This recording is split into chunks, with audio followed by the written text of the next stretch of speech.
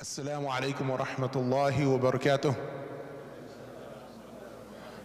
إن الحمد لله والصلاة والسلام على رسول الله وعلى آله وصحبه ومن والاه. It is with great pleasure, inshallah, that I introduce our brother here, Brother Jameel Johnson. He's a lot of things to a lot of people. To some people, he was Mr. Assistant at the House of Representatives. To some other people, he's Daddy. To some people, he's Mr. Jameel Johnson. To us, he's our brother in Islam. Brother Jameel has been a Muslim for over 24 years, alhamdulillah, by the mercy of Allah. And he had what I call the Musa experience. The Musa experience meaning that if you look at the story of Prophet Musa alayhi salam, he had a really, really unique perspective. Allah subhanahu wa ta'ala put him in the midst of the greatest government at that time, the greatest empire at that time, and at that, he learned how the government worked from the inside. So Brother Jameel Johnson, he had that similar experience, which he'll give you the details of. His children, alhamdulillah, were basically raised in Dar es Salaam and Al Huda, and he's been one of those people who have been working behind the scenes. He likes to say that he doesn't like to get in the forefront, but he works really hard behind the scenes. A lot of times when the Muslims need to get things done politically on this end, believe me, Brother Jameel is part of that. So it's with great pleasure I introduce our Muslim brother and someone who I personally call a friend, Brother Jameel Johnson. أعوذ بالله من الشيطان الرجيم بسم الله الرحمن الرحيم إن الحمد لله ونحمده ونستعينه ونستغفره ونعوذ بالله من شرور أنفسنا ومن سيئات أعمالنا من يهده الله فلا مضل له ومن يضلل فلا هادي له. Assalamu alaikum wa rahmatullahi wa barakatuhu. I want to thank the brothers for inviting me, Brother Ahmed Elmi, I know who runs the Dawah program, Brother Abdul Hakim for that probably much too generous introduction. I've never considered myself to be a captivating speaker, so my hope is that whatever I can impart to you tonight is beneficial without being boring. And I know that if Abdul Hakim was here last week, which I was not, I've got some tough shoes to follow in, so I'll just try to do my best, inshallah. Be patient with me. I was asked to come in as a part of this program, which is my journey to Islam, so that we can, I guess, relate our experiences. For those of us, this is a part of the Dawah program at PGMA, which attempts to obviously spread the word of Al-Islam to those who do not know it. Hopefully what it can also do is help, when you know your brother or sister better, and I assume there'll be some sisters who'll be doing this too, is that when you know them better, you become closer to them.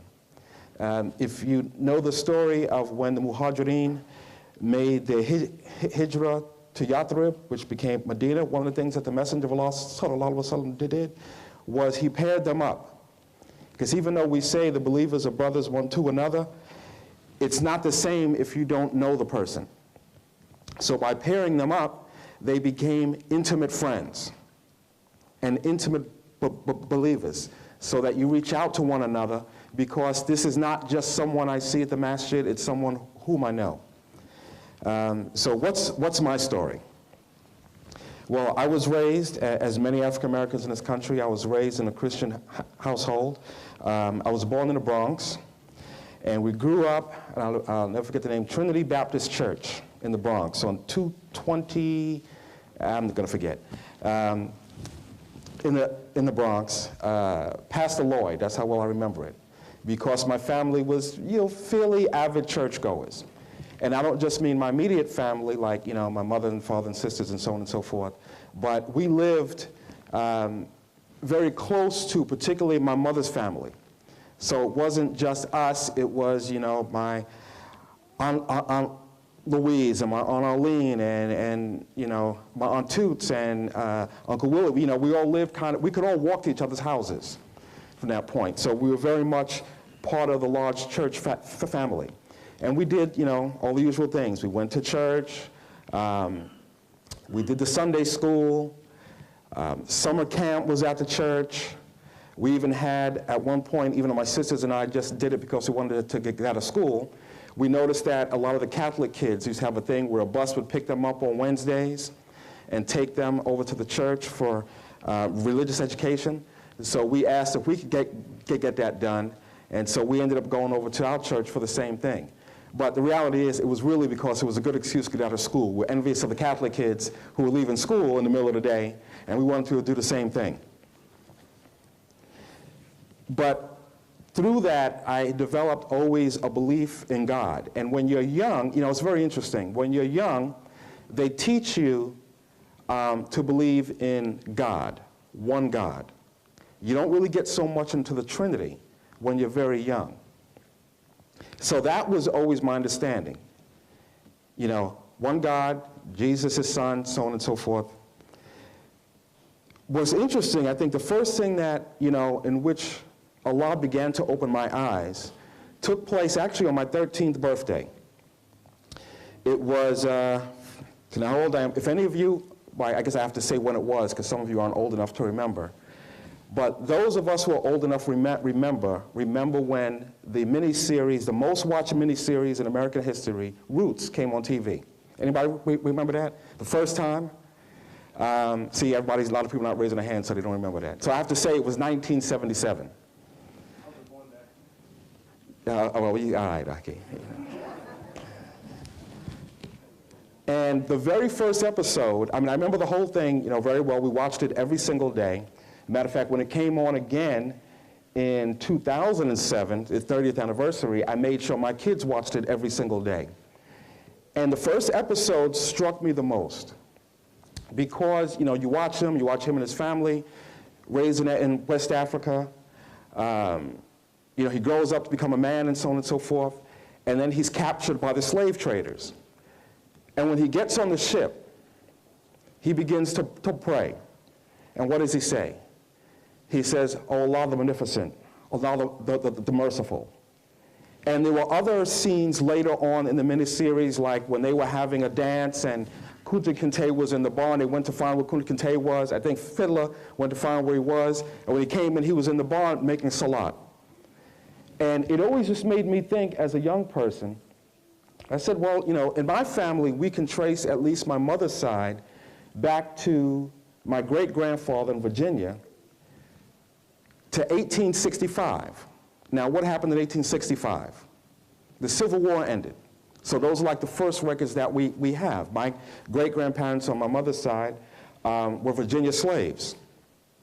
And so when I looked at that, it just always made me think, well, at least some of the people brought over here at that time were Muslims. But as you know, during with the slave trade, you couldn't practice your religion, you couldn't speak your language, everything had to be, they wanted you to be raised as a slave. So everything that was from before had to be erased. So it always just made me think. I said, if this had not happened, was my family Muslim before they were brought over here? And had this not been the situation, would we still be Muslim? Now, I never even considered, at the time that I would become Muslim. It was like, Christianity is the right religion, I know it's right, and so on and so forth. But it just always stuck in the back of my head. When I was in high school, and some of you may remember this organization, the Ansar Allah community.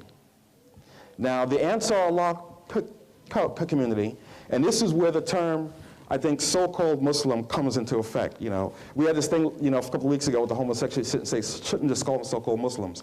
But as we found out more about this community, it's accurate. But they were big in New York, particularly in Bushwick, Brooklyn. That was like, anytime I thought of Bushwick, Brooklyn, I thought of the Ansar Allah community. And they were big givers of dawah. They were on the trains. They had, the stands with the oils, the incense, and so on and so forth. They would give out the books and so on and so forth. So me and my friends would get a couple of books, take a look at them, and most of them, because they were targeted toward the Afro-American community, focused on comparative religion. A lot of the same stuff that Ahmed Dededah used to do. You got his pamphlets. Jesus in the Quran, those kind of things. And we used to read them, take a look, say interesting, facts, but it never, in high school, my mind was on a lot of other things. Some halal, some haram. But that wasn't really a big issue back then. But in high school and in college, I took Old Testament classes. Old Testament is literature, and Old Testament history in college. And the interesting point of it was that, besides making me read the Bible more, was that it began to make the Bible a bit more, and the history a bit more realistic, as opposed to, you know, sometimes when you read religious books and you hear about the prophets of the past and so on and so forth, it almost doesn't sound like real life. You know, it sounds like Star Wars or Lord of the Rings or something to that effect. But reading it in that way kind of made it more realistic, you know, what people would be going through. And it made me the understanding a little bit more of the monotheism that was preached at that, you know, the monotheism that's in the Old Testament. And so when I came home, and I was still, at that time, I was still, you know, my mother was like, you know, I hope when you go to college, you're going to find a church home and so on and so forth. And I always felt, look, I'm going to be a good Christian one day. But right now, I'm in my 20s, I'm in college, you know, I got other things on my mind. But one day. And, you know, if I'd known better at the time, I would have said, inshallah. But one thing it always made me think of was the fact that I said, you know what? I've been reading a little bit about Islam. You know, I even did a paper on comparative religions at that time. And I said, you know what? At this point, I'm not going to necessarily call myself Christian or anything else. I'm just going to ask God to guide me to that whichever is right. We used to have a saying, and the saying was, there's only one truth. And I said, you know what? God, whatever that truth is, guide me to it. But this is still kind of a feeling of, you know, it's hard to let go of your roots. So this is still kind of a feeling of, well, I know one day I'll end up in the church. So when I came home from college, I developed that mentality of, okay, you're home from college now, you're supposed to get a job, get married, you know, it's time to start becoming a man. Playtime is over.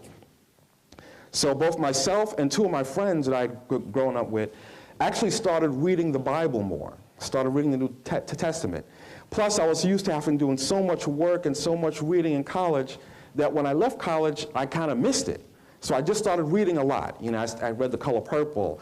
Like I said, I started reading. The two things I would say that really moved me at that time was I read the autobiography of Malcolm X, one of the best books other than Allah's speech that I've just ever read. I mean, it was so captivating that every single day I would get on a train in the morning. You know, I was, you know, looking for work. I'd on a train in the morning. I'd be reading Malcolm X. On my lunch break, when I found it, I'd be reading Malcolm X. On the train home, I'd read Malcolm X. I'd come home and I would start reading Malcolm X. Turn off TV and read Malcolm X. And then I also started reading the New Testament because I said, well, it's time to get serious. It's also time to get serious about religion. So let me start reading more. But while I'm doing this, or as I'm reading the Bible more carefully, I keep seeing things that indicate one God. Reading the New Testament and reading what they believe to be the words of Jesus will keep saying one God. It's like when they asked him, and understand this is, you know, the according to, when they asked him, he said, which is the most important commandment? And he said, the Lord thy God is one God. You should worship him and him alone. When he's in the garden, the day before they believed he was taken up to be crucified, he goes away from his disciples and he bows down. That's the other thing. Every time you keep reading, Moses falls down on his face. Jesus falls down on his face. And as I'm learning a little bit more about Islam, I'm saying, well, when we're in church, we don't pray like that. But the Muslims pray like that. Maybe it's just a coincidence. But he says, you know, let this cup pass from me. In other words, don't let me be crucified. But not my will be done, thy will be done. If you read the Lord's Prayer, for those who know it, you know, our Father, which art in heaven. Where's Allah? Where's Allah? He's in heaven above his throne. Our Father, which art in heaven, hallowed be thy name. Thy kingdom come, thy will be done on earth as it is in heaven. Give us this day our daily bread, and forgive us our trespasses. We forgive those who trespass against us. Boy, it's been a long time since I've said it. I can barely remember it. Lead us not into temptation, but deliver us from evil. For thine is the kingdom, the power, and the glory. Amen. Even, because that came when they asked Jesus, according to the New Testament, how to pray. He does, and he says, this is how you pray. And I'm saying, well, this, once again, he's not saying pray to me. He starts out with our Father. So the more I'm reading this, I'm saying, this doesn't seem to fit with what is taking place in church. Or we had moved from the Bronx to Queens. We started attending a church in Far Rockaway where we lived. And in that church, they constantly kept saying, Jesus saves. Jesus can do this. With Jesus, all things are possible. But as I'm reading the New Testament, according to the Gospels, Jesus says, on my own, I can do nothing. But in the Father, all things are possible. So I'm saying, well, that's not what they seem to be. I said, I'm reading something, but they're saying something else. Now, what's happening also, I'm kind of back into reading the Christian-Muslim dialogue books that the Ansar Allah community is giving out, and even went to visit the community. The benefit of it is that it's really making me look at what the Bible says versus what the Quran says versus what's preached in the church. And I'm saying, as I look at the lives of the prophets, even based on what the Bible is saying, it doesn't lead to what I'm being taught in church. It's leading to one God and Muhammad as his messenger. Now, I will tell you, this was not a joyous feeling at the time. What this was a sense of fear. It's hard to change that which you've believed in your whole life. And sometimes when it begins to hit you, that you can't just go along blindly with what you've been taught anymore, and what your entire family believes very strongly. This is not except for my father, who wasn't really, he used to always tell me about, well, I used to go to church a lot as a kid, I used to do this, but everything was used to.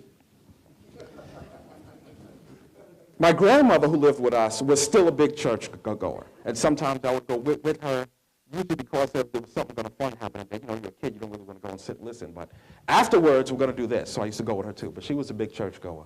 So I have a family of big church goers, and so to begin seeing the world in a different way becomes a little fearsome at that point, because you have to then question yourself and say, what are you going to do?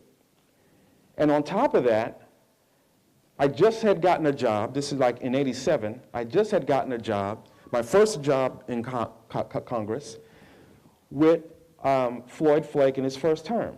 Now, by the way, if you don't know who Floyd Flake is, he is Reverend Floyd Flake, and he runs the biggest church in Southeast Queens, down the street from where his congressional office was.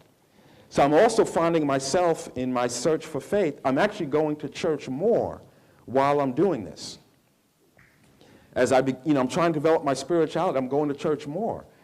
But the more I'm hearing it, the more I'm being critical. Now I'm hearing it more of a critical ear, what's being said. And it's like, not so sure about that. That's an interesting issue. At one point, I was in the office with an intern who was also an attender of the church, and we started talking about the issue of the Bible and whether is Jesus God or not. That became a debate. Is Jesus God or a servant of God? And I said, I want you to do is go look at the Bible, go look at the Gospels. And I said, you will not find anywhere in the Gospels where Jesus says, I am God, worship me. And she says, no, it's in here. She starts looking, and now at this point, I've gone through this, word for word. So I'm sitting there watching it, like I said, you can sit there all day flipping pages. You're not going to find it. It's not in there. That doesn't come up until the Apostle Paul begins to use this term, Trinity, and so on and so forth. And I say, and if you want to take a look at Paul says, who was actually a persecutor, once again, according to, even Christian theologists and Christian historians are very clear that the Bible is what we would call da'if. It's a weak hadith. But if you look at what it says about Paul, it says Paul was basically a persecutor of the early Christians. But then he says that on the road to Damascus, I believe it was, that he had a vision of Jesus on the road. And Jesus told him to preach and so on and so forth, and that's how he became Paul the Apostle, yada, yada, yada. But the interesting thing, if you actually read Paul's, his description of what happened, it factually changes 3 times. One time he says that I fell off my horse and everyone else in the party remained mounted. The next time he says, we all fell off our horses. In one of the descriptions he says, we all saw the vision, but I only heard the voice. The next time he says, I only heard the voice. The next time he says, we all heard the voice, but I only saw the vision. So I'm like, you guys are relying on this guy to tell you that Jesus is, God in the flesh and so on and so forth, and yet the story that's in here can't even get straight. Now, if this is God's word, the way we say the Quran is God's word, there's not going to be these type of clear contradictions. And as I'm starting to, read more, understand the Quran a little bit better, even though I hadn't really read the Quran hardly at all before I took Shahada, it was really just the issue of Tawheed, Tawheed, Tawheed, Tawheed. Allah used the Bible more to lead me toward Islam than the Quran. I didn't get my first Quran until after I took Shahada. But one thing that I found interesting was that if you look at the story of the birth of Isa in the Quran, and if you look at the story of the birth of Isa, not in the 4 Gospels, but in the book of Revelations, they're much more similar. And even the book of Revelations now, how do we get revelation? Revelation comes from Allah to the angel Jameel to the prophet, right? Basically, we can go into detail, but that's basically how it happens. If you look at the 4 Gospels, there are all kinds of reasons why the book was written. Luke says, all these people were talking about this. I think I have a better understanding of what happened than they did. So King so-and-so, whoever it was, I'm writing to you to tell you how it went. There's no indication of revelation there. But in the book of Revelations, it says, this is the book of Jesus Christ given to him by his Father through the angel, right? So if you look at Revelations, it comes much more in line with what the Quran teaches us. So bottom line, I'm kind of headed toward this journey, and I'm kind of, what am I going to do here? And at one point, the thing that became the scariest was when we were reading something, and it said how, Jesus was not crucified. He did not die on the cross. I'm like, what?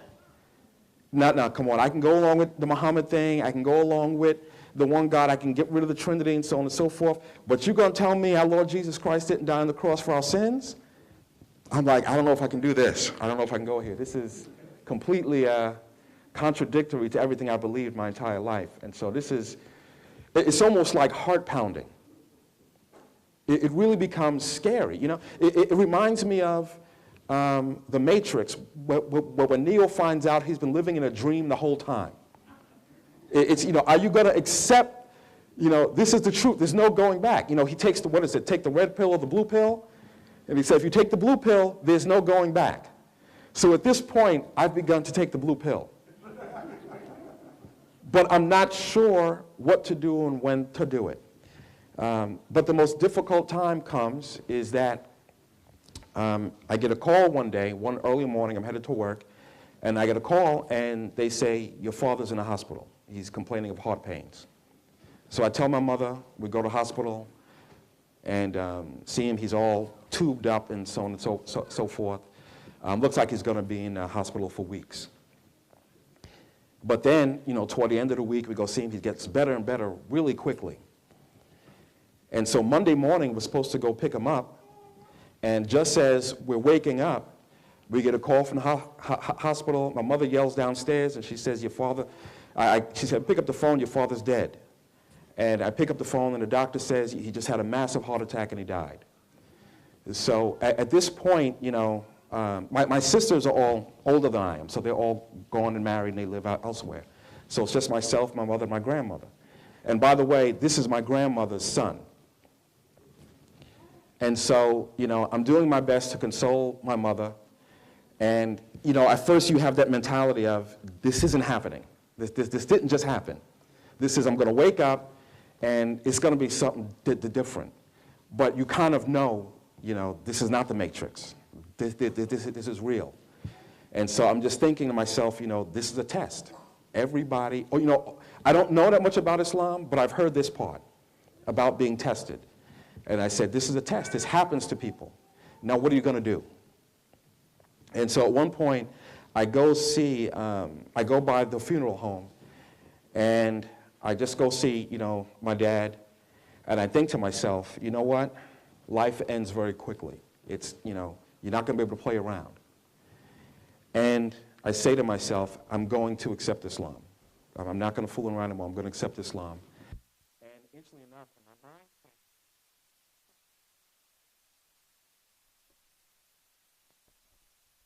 of course, my knowledge later on became such, you know,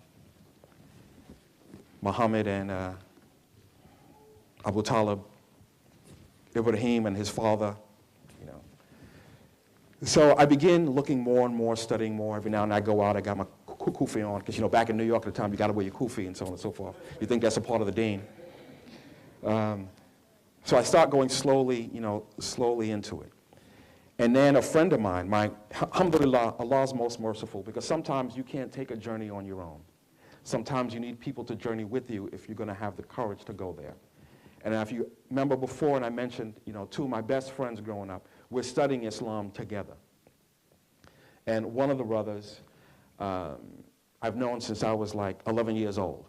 And it was interesting because when we met, we're living in Rockaway, Queens now, for those of you who know New York. And the first day he came by my house.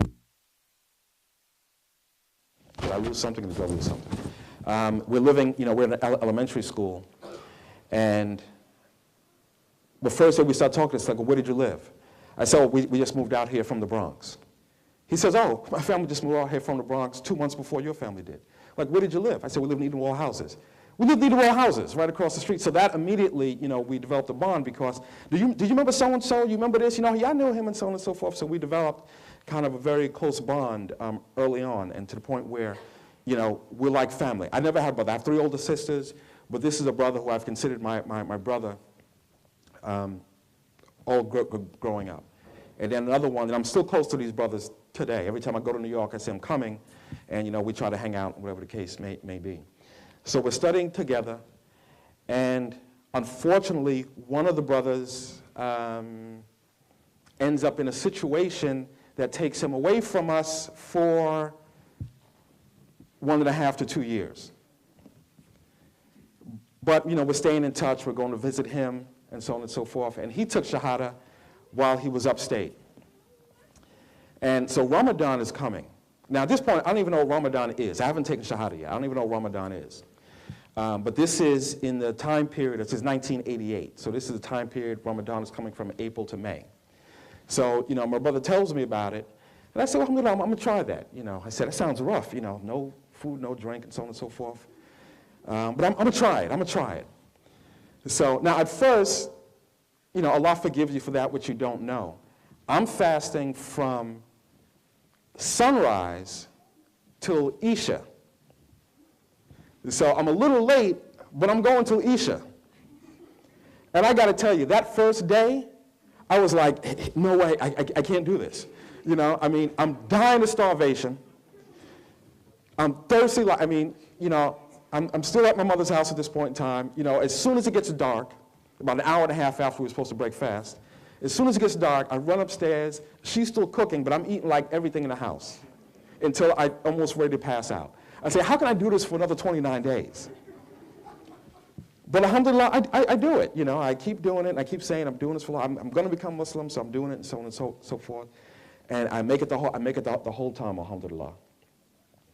Now, a couple of weeks later, my brother has said that he is that he went down to Brooklyn because he knew a brother that he worked on the job who was Muslim, who took him to the masjid, and he took a shahada. So he's Muslim now. I said, well, all right, I said, I know I'm going to do this. My mind's already made up. I'm just kind of nervous about taking that last step. I'm procrastinating. I'm putting it off. So one day he says, young man, I got to run down to Masjid al-Taqwa because I'm having an issue with my job and getting Friday off so I can attend Jumu'ah.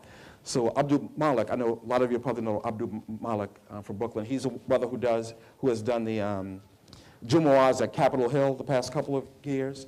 Abdul Malik at that time was the assistant imam at Masjid al-Taqwa in Brooklyn. And so he says, why don't you take a run down with me? So we go down. When we get down there, Abdul Malik is not there. So there's a restaurant next door. So we go into the restaurant. It's a halal restaurant. You know, a number of brothers are there, you know. So we kind of start talking. I start talking to his brother, Abdul Kareem. And, you know, good brothers, you know, and they're kind of welcoming us and so on and so forth. Now, if you know where Masjid al-Taqwa is, you know, it's Bed-Stuy of Brooklyn, so it's kind of a rough neighborhood. A number of brothers there have been through some issues before accepting Islam. And interesting, they're kind of telling jokes, but all the jokes end in some Arabic word that we don't know what it is, you know, but they're cracking up laughing. So we start laughing, I don't know what it is. But interesting enough, every joke, you know, like I said, this is Bed-Stuy, Brooklyn, so at the end of every joke, you know, some kafir ends up dying, you know, so this was, I'm like, Islam is rough, boy. Look at this. But then we get ready to leave, but the adhan is called for Asr. And the brother Abdul Kareem said, well, Aki, you know, this is, man, very important prayer. You can't miss Asr. You got to come miss. I haven't taken Shahada yet, but it's like, yeah, come on, man. You got to make Asr. So we go to make Asr. You know, he teaches me how to make wudu, gets me in line. And, you know, I stand in line, and then the brother keeps pulling on me to come closer. I'm like, how close do I need to get, you know? So, you know, we get in line, we accept Islam. Imam, just before time, Imam Siraj comes in, and he leads the Salah. And then afterwards, Abdul Karim comes in and says, Brother Imam, this brother here, you know, he's ready to accept Islam. You need to come. So he says, well, Aki, come on up front. So I come up front, he asks me, what do you know about Islam? So I tell him, I said, well, I don't know that much, but what I do know is that there is no God, one God, but Allah subhanahu wa ta'ala. I know Muhammad is his messenger. I know that Musa and Jesus and all the others were the messengers of God and not sons. He said, well, okay, you already know, the base of Islam. So, he gives him Shahada. He says, repeat after me, and you know the rest of the story. And that's my first day being a Muslim. The interesting part of it is at first, as soon as you become a Muslim, everybody wants to tell you something. So, by the way, my name when I was born is James William Johnson. But as soon as one of the brothers comes up to me, he says, Aki, what's your name? I said, James. He says, Jameel. That's what I'm gonna call you, Jameel. All right, back then everybody's changing their names at the time, so whatever, So now my brother is with me, so now he's calling me Jameel all the time. And the first thing, back in the day, this is the 80s, right? Now, can you imagine Run DMC and them and how they're dressed and all of the gold down, So it's like, Waki, Muslim men don't wear no gold. I'm like, oh man, come on, man. Got me, man. I just got this, man, from the jammy, man. The sisters was loving it, By the way, I can't have no girlfriends in Islam. We don't have. How come nobody told me this stuff before Shahada? No girlfriends. I just started, all right, And one thing that he mentioned to me, he said, Aki, one thing I want to tell you. He said that people are who they are after they enter Islam than they were before Islam. He said, if you know brothers who, when you said, let's say you say you want to, we need to get the masjid painted. The people were always there who say, oh, we got a project to do, we're going to do it before they were Muslim, are going to be there afterwards. He said the ones who always had an excuse before they were Muslim, they're going to have an excuse as Muslims. He said, so just be prepared for that. And, for the most part, this is how, when I went home, and over time I told my mother that I accepted Islam, and I wasn't sure how she was going to react. But she said, I know some brothers and sisters have very difficult times when this takes place. But alhamdulillah, I was lucky, I was blessed. My mother said, I really hope that you were going to get involved in the church and so on and so forth. But I know that you're an intelligent person and that you're not going to do anything that's crazy. So if this is you, then, this is what it is. I accept that. So it wasn't difficult. What I found interesting was that, like I said, at the time I was working for Congressman Flake. So by the way, I'm using his office for Salah and so on and so forth. And the office has noticed that, things are changing, and I said, well, by the way, when I go in the office, he said, I see that we know you're praying and so on and so forth. They sort of talk me, different, but it was what it was. And what's interesting that one young lady who worked with us said, well, are you going to have to now sell bean pies and send us off? I said, well, I have a job. I work for the congressman just like you. I said, no, we don't have to do these kind of things. And alhamdulillah, just kept doing what needed to be done, found a masjid to go to Jummah at on a regular basis and begin learning Islam. Myself and those two brothers that I mentioned earlier formed an organization, because where we lived there was no masjid. So we formed an organization a couple of years later that became the Muslim organization in the area. We found places to pray. We rented out places to pray, and alhamdulillah, we were able to form a community. As a matter of fact, right now, after all these years of trying to get something, they are finally at the point of being able to, someone gave them some property. This is not a rich community. This is a very poor community, a lot of public housing complexes in the area, and they've finally been given some property for a permanent masjid. And they're just trying to raise about $35,000 to get the rest of the renovations done so we can get it. So if anybody wants to help out, feel free to let me know. But this is my story. I hope that it was of some value to you. I hope I didn't speak too long. And if it benefits in any way, shape, or form, alhamdulillah, it's from Allah subhanahu wa ta'ala. Anything I've said that is wrong and hopefully I didn't offend, that's from me. And I ask Allah to forgive me and to cause you to forget. Assalamu alaikum wa rahmatullah. Assalamu alaikum wa rahmatullahi wa barakatuh. He did a pretty good job, didn't he? See that? MashaAllah. Okay, this is going to be the question and answers portion. Salah is coming up. We're going to pray at 7 o'clock. So I'd recommend, if you can, write down your questions and I'll read them. But if you really feel pressed and you want to ask a personal question, just raise your hand and... Yeah, I don't mind if they write down, right? We're all brothers and sisters. We're just having a conversation. I was just trying to say something. I'm sure you were close to your grandmother. Yes. When you told her that you were Muslim, how did she react? You know what, Aki, in all honesty, I have difficulty remembering that. And I think the reason I have difficulty remembering that is because I never really went directly to my grandmother, you're right, we were close. She actually moved in with us when I was 5 years old. Matter of fact, she took my room.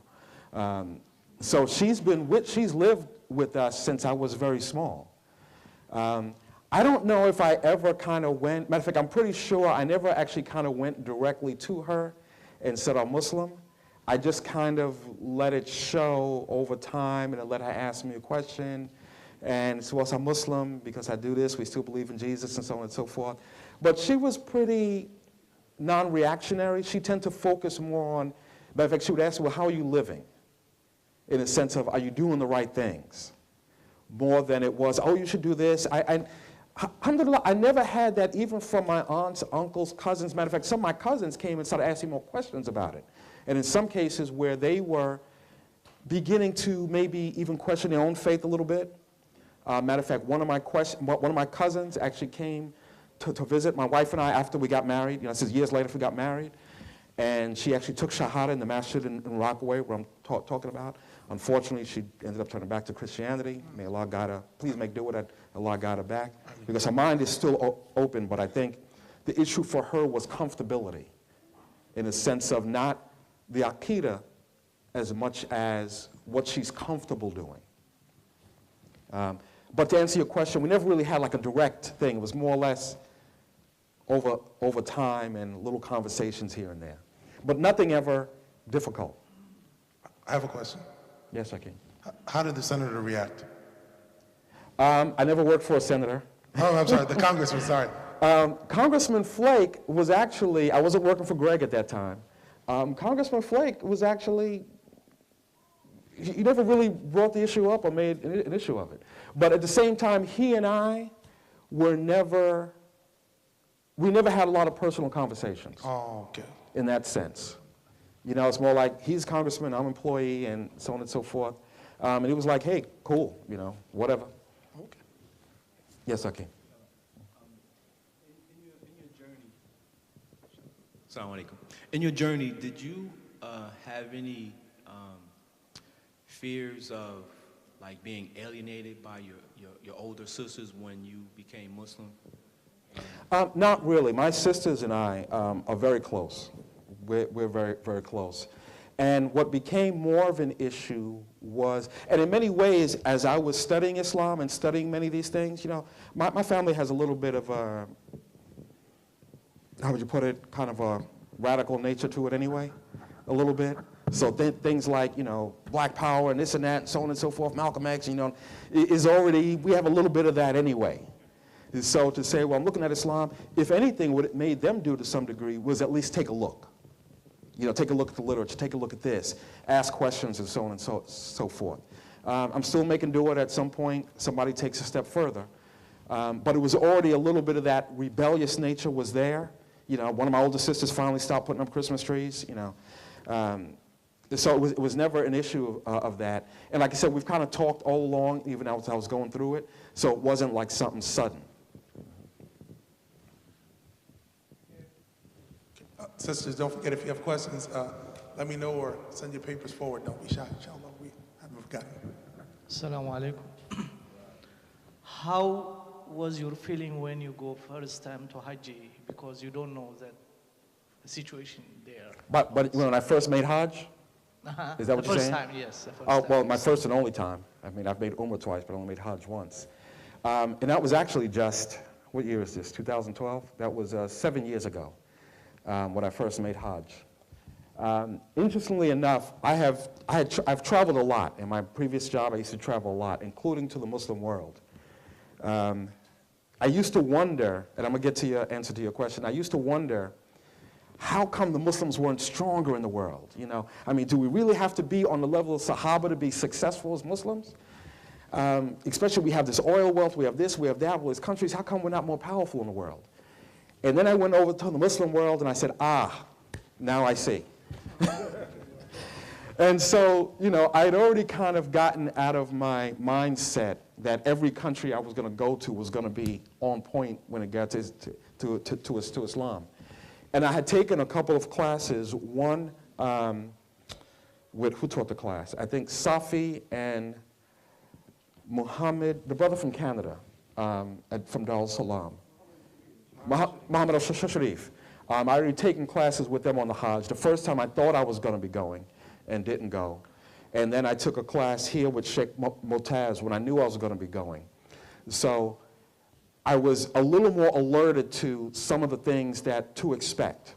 I was alerted to expect to be patient, very patient, more than you normally would be, to expect that you're going to see a lot of jahiliyyah when you go over there in regards to even what the rituals are and what people are doing, to the fact that there are a lot of different cultures and things like that. So what may be the norm to you isn't necessarily going to be the norm to everybody, so be prepared and be relaxed and stay focused on what you're there for. But I would say the two most interesting things, one, I mean, to see the Kaaba for the first time is always, you know, it's a bit stunning. I think the only thing that I ever saw that ever made me have similar was just a month before, and I'd gone to Egypt and I'd saw the pyramids for the first time. But to see the Kaaba, to see Allah's house, you know, up close and personal for the first time, especially if you go upstairs to the third floor at night, because we got there late, so we made Umrah, and then we went upstairs to the third level of the building, and the brother said, come on over here, one of our brothers from Egypt, who was kind of leading our group. He was kind of like our interpreter between us and the Saudis. He said, "Kid, it's your first time, come on over here to the wall." And I went and I looked down at night with the light shining on it, and it's a stunning sight. It's really a stunning sight. You know, and it looks so beautiful as people are moving in unison, even though you know if you're down there in the middle of it, all hell's breaking loose. But it's just a beautiful thing to watch. And it just made me realize we're 8 in a room. And like I said, I've traveled a lot, but I've traveled a lot with congressional delegations. So I'm used to staying in certain places in certain ways. When I do that, and here we're 8 brothers in a room, we got to keep calling every day for toilet paper. But when we were going to, before we went to Muzdalif, when we were going to Arafat, we were on a bus, and I remember seeing an old African woman walking up the hill as the bus is passing her. And I mean, she is literally, this is her lower body, her upper body's like this. She's bent over completely on a cane, trying to make it up the hill to Arafat. And when I saw that, I said, there's nothing for me to complain about. I see people who have come to make Hajj, like we talk about people having all kinds of accommodations at Hajj, but when you see people who have come to make Hajj, and they have no accommodations, and it's not just the men, but they have their wives with them, and they have their children with them, and they're staying, here's our spot in the street, we're staying in a tent. It makes you feel like, I can't be more blessed. I have a place to stay. I have people who are feeding me every day, in a restaurant. What do I have to complain about? But it was just a development of patience that was great. And I'll just ask you a question in a second, but also, for the sisters, the one part of the story I didn't tell was that I actually met my wife before I took Shahada. And we started seeing each other a little bit, but then I accepted Islam, and then I learned what I mentioned to you before, none of this girlfriend stuff. So the issue became, what are you going to do? And so I told her, I said, well, we can't function in this way, but I don't want to force you to do something you don't want to do. I want to marry a Muslim woman. And I know that marriage is hard enough as it is. It's going to be harder if there's 2 different religions, so I'm not doing that. I want to marry a Muslim woman. I said, but you have to decide this for yourself. So if you want to accept Islam, then we can talk about getting married. But if not, that's up to you, and whatever. So she used to go to programs and functions and so on and so forth. And then it came to a particular point where she said, you know what? I'm going to accept Islam. And I think at one of the functions we were having out there in Queens, one of the other moms from Brooklyn gave us shahada, and we got married a few months later. And it's not always easy, in the beginning, because one thing, you're coming from one way of life, and you're learning a new way of life. And, for the sisters, see, my wife used to remind me of this all the time. I was fortunate, like I said, because sometimes you need somebody to take that journey with you. I had my 2 best friends, these are my boys, taking the journey with me. She had no one. Islam for men is one thing in this society, for women it's another thing. So it was much harder for her. But she kept on, began to learn and so on and so forth, and now she's, a very active Muslim. Well, I mean, you'll know Nabila. I hope some of you know Nabila, know my wife.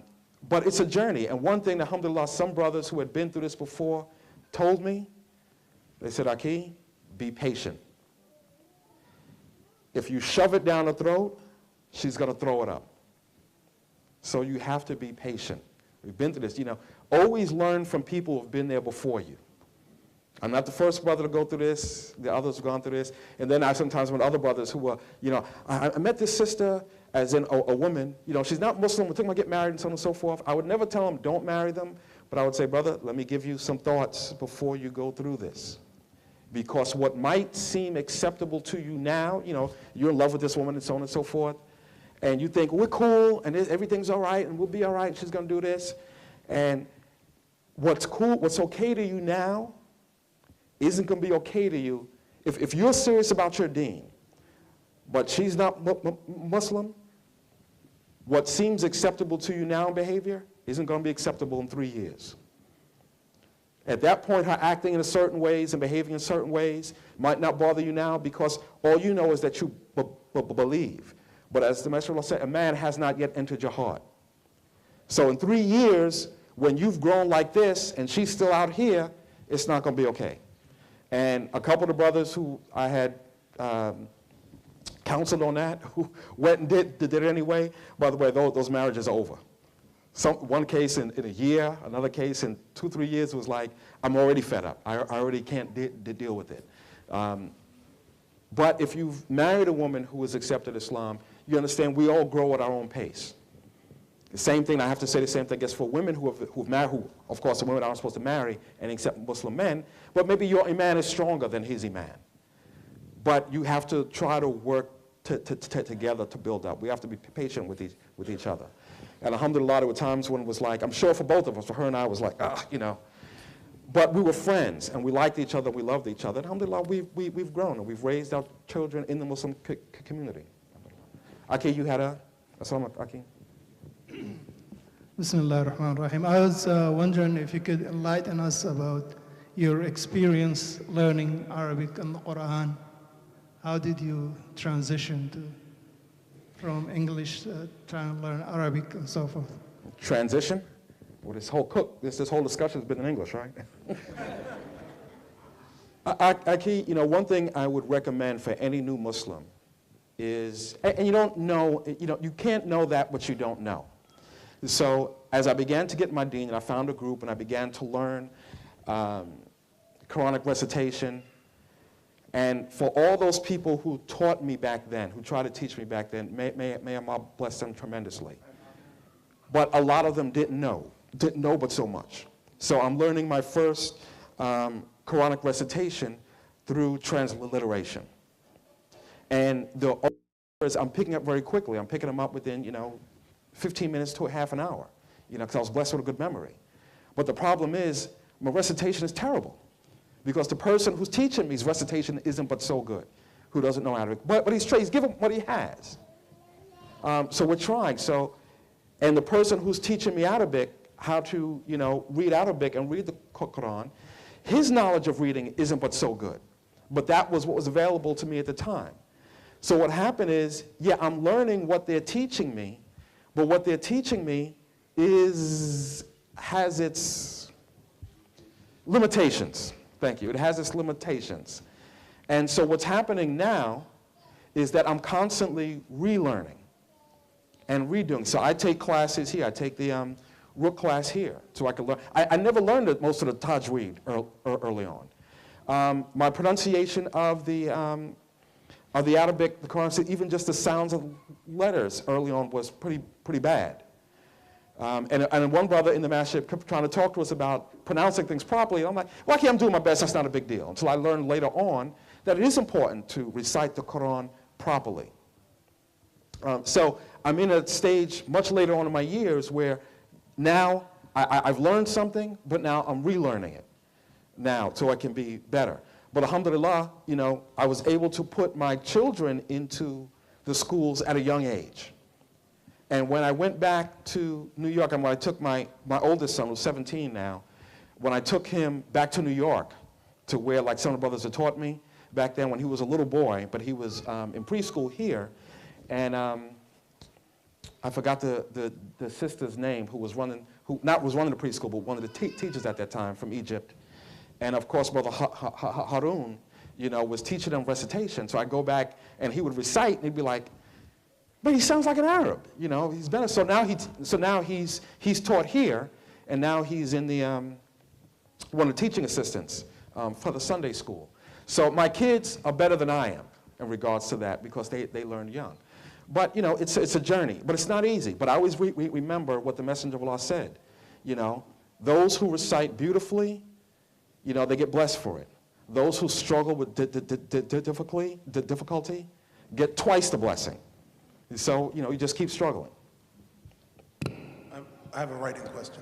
Yes, it says 2 parts. It says, one, how do you think that your father would have felt, when you accepted Islam, if he was still living? That's part 1. And then part 2 is, what part of reading the Malcolm X book really attracted you? Well, to answer the first question, the real answer to that is Allahu Alam. But my dad, knowing my dad, I think he probably would have asked me certain questions about it and this and that. He probably would have brought up my mother more than himself. Well, be careful because your mother, you want this and that. That would be more his concern. It's like kind of when he dropped me off of college. You know how parents come and they stay and they go to orientation with you and so on and so forth?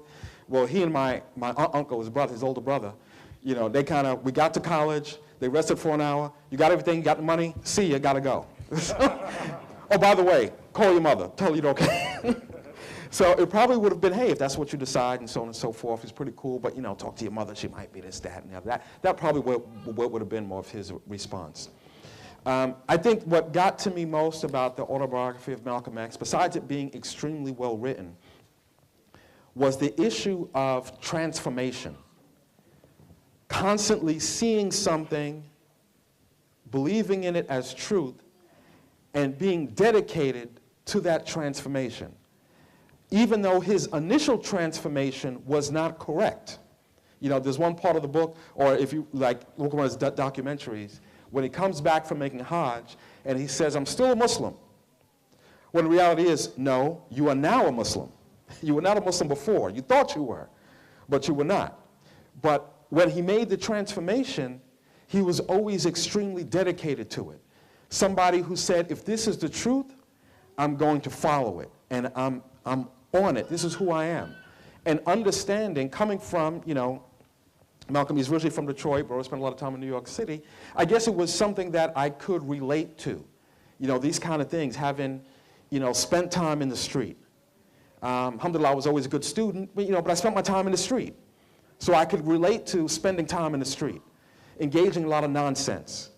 But then, finding God and being committed to it. These days, it reminds me of the sorcerers of Fir'aun, who they were one way, but once they saw the truth, it was like, we're with this. I don't care what you do. We're willing to die. We don't care what what goes on. And just the issue of, men becoming leaders. And I say that not in the sexist way, but we've had a lot of issues in the African American community around men being leaders. Leaders in the household, leaders in the community, and the issue of men taking their place and taking the weight of responsibility. Not the privilege, not the honor, not the joy, but the weight of responsibility of being leaders, which is what I was taught that I was supposed to be. That, I don't know who asked the question, but that kind of connected with me. Yes, Aki Padaro. Assalamu alaikum. This is just a comment for Brother Jameel about his seriousness in Islam. MashaAllah, he attended the RUQ program at PGMA, and he brings his son. Both of them are registered in the same class. Is it Tajweed? Tajweed 1 it was? We were Tajweed 1 at the last, yeah. Tajweed 1 in the last semester. And the teacher, wallah, this is true. The teacher, he came to us at Sunday school. He said, why Brother Jameel's son is not teaching at Sunday school? He's very qualified to be one of the teachers in Sunday school. And when I think he told them in the class, if I am late, the teacher, if I'm late, you take the lead in the class, in the Tajweed class. And I will take that opportunity to let everybody know that Sheikh al-Zara, inshallah, he will start to hold the class, the Tahfiz class. You asked me, Brother Jameel, about the Tahfiz class. Brother Sheikh al-Zara will do the Tahfiz class on Sunday. The RUQ program, we have a Tahfiz class, and we have few students registered. So if anyone is interested to register for that, to make Tahfiz, Hifz, and you have to be qualified to be in that class. So you'll be tested, and then you'll be enrolled in that class. So just to comment about the Brother Jameel, mashallah, his seriousness in the teaching his student. Jazakallah khair. Jazakallah khair. Yes, okay.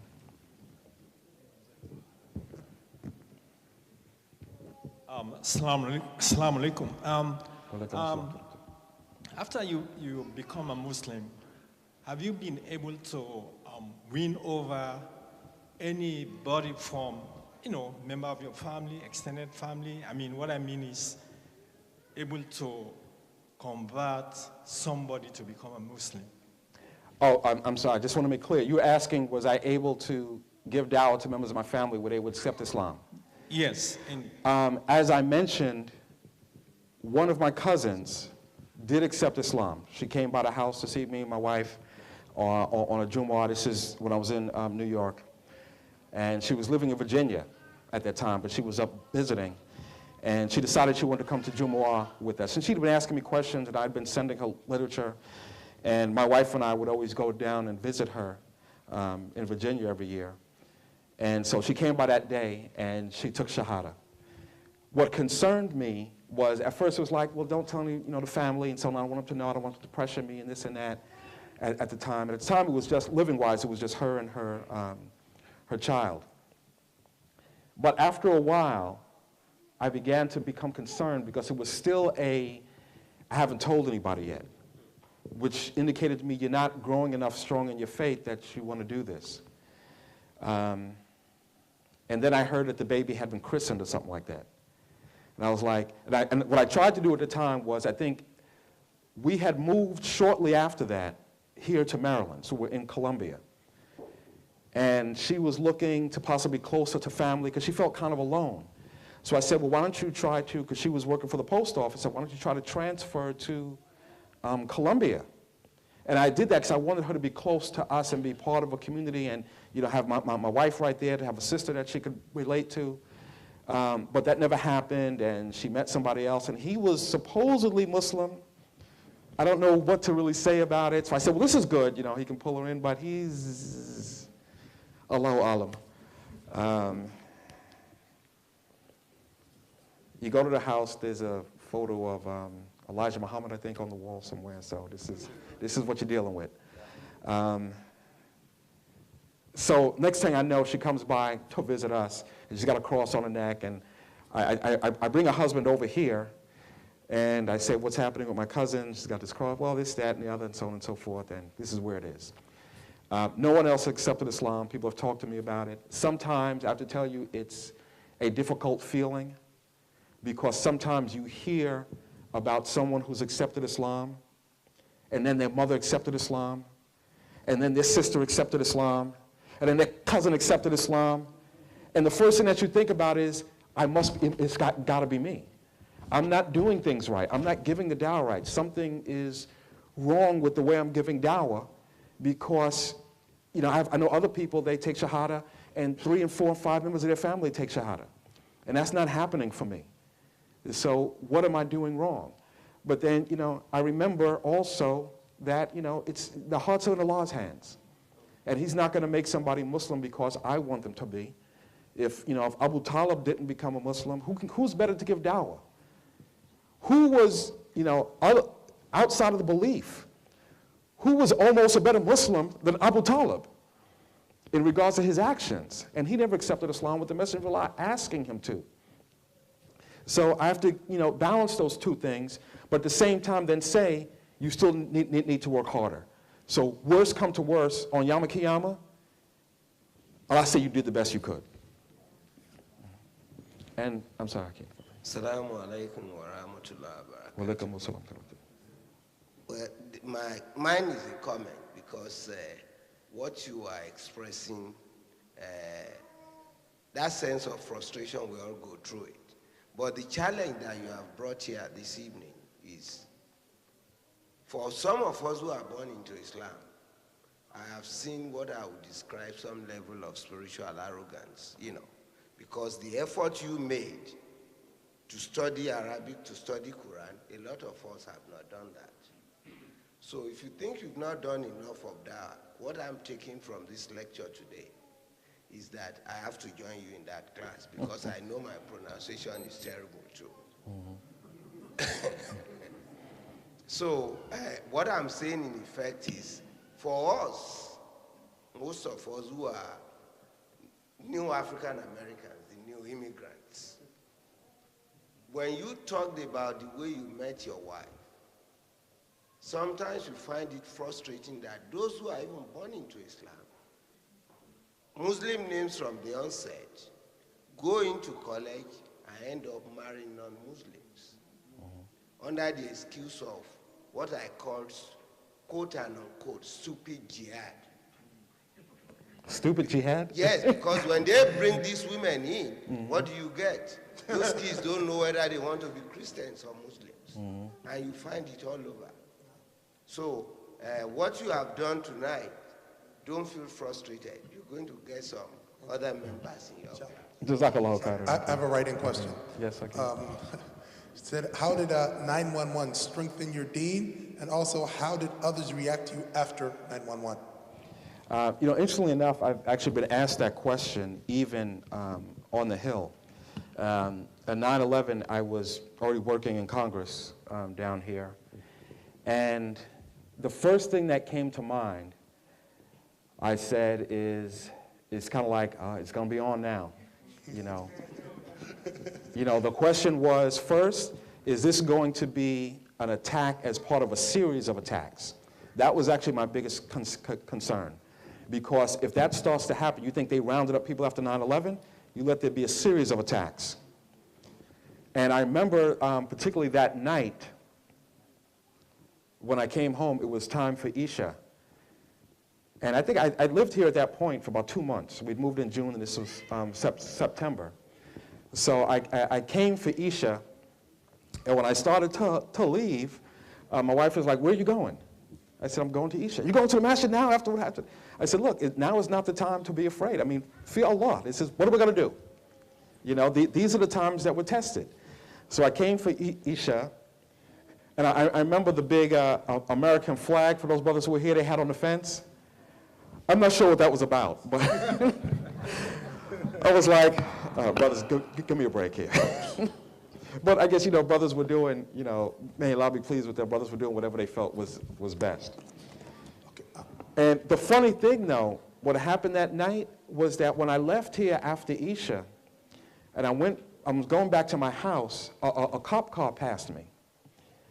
And, I didn't think anything of it. Cop car passed you, so what? So then I pull in front of my house, I pull up, and then the cop car is back. Matter of fact, 2 cop cars passed, and the cop car is back after I pass by and I pull in my driveway, and then 2 cop cars, as I'm getting stuff out the car, come up and pull in front of my house. I'm like, so what's my first thought? Oh, they coming to get a brother. They know something about me, and they running down the brother. And when they stop, like I said, where I'm from, when the cops stop in front of your house, they're coming for you. But interestingly enough, they stop and park in front of my house, and they walk down the street for a domestic disturbance. I just want to say, what y'all down there in front of my house for? You could park right down there. But when I went to work, and if some of you probably know Brother Anu, the attorney, he was working in my office at the time. And so we're kind of looking at this situation, and it's like, all right, well, what are we going to do? And I'm talking to the congressman. And in that first day back, not everybody was there. So it was just a few of us in the office with the congressman. And he says, some of the things, just to let you know some of the congressmen I used to work for, his father and mother used to be members of the Nation of Islam. So even though they eventually all went back to Christianity, so that kind of made him, hey, Muslims, no problem, no biggie. So we used to do things like, have a round table on Sharia compliant finance, because he was on the banking committee and those kind of things we were trying to move forward with. But then after that, remember, he's a politician. Now, he's a good guy, don't get me wrong. I wouldn't work for a lot of different people, but I'd work for him. But he's a politician. So his issue is, a lot of the things that we were trying to work on, I don't know about if we can do that right now, at this point in time. But interestingly enough, I actually get in many cases a lot of good feedback. One of my neighbors immediately came across the street, I think, where are they from? From Ghana. Immediately came across the street, and she said, I just wanted to know if everything was okay, because I know you guys are from New York, and just wanted to make sure all your families and stuff was okay. So alhamdulillah, things were good. I went out that Sunday to go shopping with a kufi on, because the kids' schools, Dar es Salaam had been closed for a week right after that. But I went out that Sunday, and my wife stayed home with them the whole time. But I said, before I let her and them go back to work, I'm going out, Muslim down, because I want to see what the atmosphere is. So I went out, kufi thobe, not a word, not a word. I go to work, things are cool. Somebody then asked me, at that point, we were already holding Jumu'ah in the Capitol, and the Capitol had been closed to any but members and staff for a period of time. So I went and spoke to the captain, and I said, look, we have, regular meetings here, June 1, so on and so forth. What's going to be the issue? And one brother said, well, maybe we shouldn't do that for now because, this, that. We don't want to make it seem we're the ones bringing people in. I said, okay, if we start making it seem like we want to practice undercover, then anytime they see people practicing, they'll be like, well, maybe those are the terrorists. But I went and spoke to the captain. He said, well, we're putting in some new security procedures. Once we have that in place, we'll tell you exactly what it is you need to do, and you can go right back to having having your regular Friday weekly meetings. And that's what we did. No issue. As soon as and it wasn't like, okay, we'll let the Muslims back in a month or two after everybody else. Once the capital was open to visitors again, it was open for Jumu'ah at the same time. So, yeah, there were knuckleheads, members of Congress who said stupid things and did stupid things. But for the most part, I did not have a problem. It was, Allah made it easy for me. Okay, we're going to break for Salat, Isha. Jazakallahu khairan for listening and being patient.